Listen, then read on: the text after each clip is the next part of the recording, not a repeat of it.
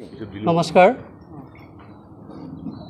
আমাৰ বিশেষকৈ দতমা block committee BPF যোৱা 26 তাৰিখ 8 মাৰ্চ 2023 যিখিনি তেওঁলোকৰ জইনিং প্ৰগ্ৰাম যিখিনি লৈছিল সেই জইনিং প্ৰগ্ৰামত BPFৰ সন্মানীয় সভাপতি হাগ্ৰামী মহলাৰী ডাঙৰীয়াই আমাৰ বৰ্তমান BTR চৰকাৰৰ যি সংযুক্ত চৰকাৰৰ বিৰুদ্ধে যিখিনি এখন এলিগেশ্যন লৈ আহিছে তাৰ কাৰণে আমি প্ৰথমতে আমি দতমা ব্লক কমিটি আমি ধিক্কাৰ দিছোঁ।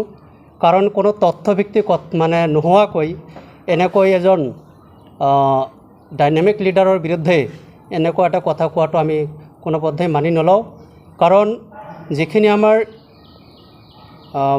বৰডভাৰ আৰু লগত আমাৰ থুলংগাপুৰীৰ কাৰণে যিখিনি আমাৰ বাজেটখিনি যিখিনি দিছিল আমাৰ টোটালে 16,84,655 টকীয়া আমাৰ বাজেটখিনি আছিলে। তাৰে ভিতৰত আমাৰ বৰডভাৰ যিখিনি আমাৰ বৰাগাৰী ৰিচাইডেন্সিয়েল যিখিনি এক্সপেণ্ডিচাৰ আছিল তাতে আমি 6,87,955 টকা আমাৰ ইষ্টিমেটত আমাৰ খৰচ দেখুওৱা হৈছিল। লগতে আমাৰ যিখিনি আমাৰ থুলংগাপুৰী যিখিনি আমাৰ এক্সপেণ্ডিচাৰ আছিল 9,96,783 পইচা, এইখিনি আমি টোটালে 16,84,655 টকা আমাৰ যিখিনি বাজেট আছিল এইখিনি তথ্যভিত্তিত নোহোৱাকৈ হাগ্ৰামা মহলীয়াৰীয়ে যিখিনি 2 কোটি টকাৰ এটা যি এলিগেশ্যন লৈ আহিছে এইটো খুব দুখজনক কথা। তো আমি দতমা ব্লক কমিটি আমি এইখিনি আমি মাননীয় হাগ্ৰামা মহলীয়াক আমি সকীয়াই দিব বিচাৰিছোঁ। নেক্সটত যদি তেনেকুৱা ধৰণৰ আমাৰ মাননীয় শ্ৰীযুত প্ৰমোদ বৰা ডাঙৰীয়াৰ এগেইনষ্টত যদি এনেকুৱা এলিগেশ্যন লৈ আহে তেনেহ'লে আমি নেক্সট পৰ্যায়ত আমি আইনী ব্যৱস্থা ল'বলৈ আমি বাধ্য হৈ থাকিম।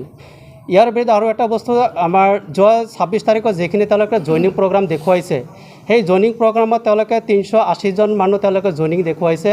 তাৰে ভিতৰত UPPLৰ 256জন মানুহ জইনিং কৰিছে বুলি দেখুৱাইছে। লগতে BJPৰ পৰা 124 জন। কিন্তু আমি যিখিনি আমাৰ হাতত তথ্য আছে আমাৰ দতমা ব্লক কমিটিৰ অন্তৰ্গত আমাৰ 11টা প্ৰাইমাৰী আছে। 11টা প্ৰাইমাৰীৰ আমাৰ কোনো তেনেকুৱা ধৰণৰ প্ৰাইমাৰীৰ কোনো বিষয়ববীয়াই হওক বা হয়তো আমাৰ দতমা ব্লক কমিটিৰ ওমেন উইংছ বা ইউথ উইংছ বা পেৰেণ্ট বডিৰ পৰা কোনো ধৰণৰ বিষয়ববীয়াই তেনেকুৱা যোগদান কৰা নাই। 2021 চনৰ যিখিনি আমাৰ এছেম্বলি ইলেকশ্যন আছিল সেই এছেম্বলি ইলেকশ্যনৰ আমাৰ 29 নং পশ্চিম বিধানসভা সমষ্টিত মনোৰঞ্জন ব্ৰহ্মই যিখিনি কেণ্ডিডেট হৈছিল তেখেতৰ লগত কিছুমান মানুহ আমাৰ দলত জইনিং কৰিছিল। কিন্তু তেওঁলোকে যি আশাৰে জইনিং কৰিছিল হয়তো হাগ্ৰামাৰ দিনত তেওঁলোকে যিকোনো পৰ্যায়ে স্কিমবিলাকৰ টকাবিলাক উৎপাত মানে খাই পিনি তেওঁলোকৰ সেই আশাৰে হয়তো আমাৰ দলত আহিছিল। কিন্তু আমাৰ এখন প্ৰিন্সিপাল থকা দল এখনত আমি তেনেকুৱা ধৰণৰ সুবিধাখিনি আমি নিদিয়াৰ কাৰণে হয়তো আমাৰ যধামতে তেনেকুৱা টকা উঠাই ফেৰাৰ ব্যৱস্থা ইয়াত নোপোৱাৰ কাৰণে তেওঁলোকে পুনৰাই BPFত ঘূৰি যায়। যাৰ কাৰণে আমি এইটো স্পষ্টভাৱে ক'ব বিচাৰিছোঁ আমাৰ দতমা ব্লক কমিটিৰ পৰা কোনো এজন ব্যক্তি বা কোনো এজন পদবীধাৰী ব্যক্তিয়ে আমাৰ এতিয়া মানে UPPLৰ পৰাই হওক আমাৰ BJPত কোনো ধৰণৰ BPFত যোগদান কৰা নাই, এইটো আমি স্পষ্টভাৱে ক'ব পাৰিছোঁ। লগতে আমি এইখিনি হাগ্ৰামা মহিলাৰীৰ লগতে আমাৰ BPFৰ নেতৃত্বস্থানীয় ব্যক্তিসকলক আমি ক'ব বিচাৰিছোঁ যে নেক্সটত UPPLৰ এখন প্ৰিন্সিপাল থকা দলৰ বিৰুদ্ধে এনেকুৱা এলিগেশ্যন যাতে লৈ নাহে তাৰ কাৰণে আমি সকীয়াই দিছোঁ। ধন্যবাদ।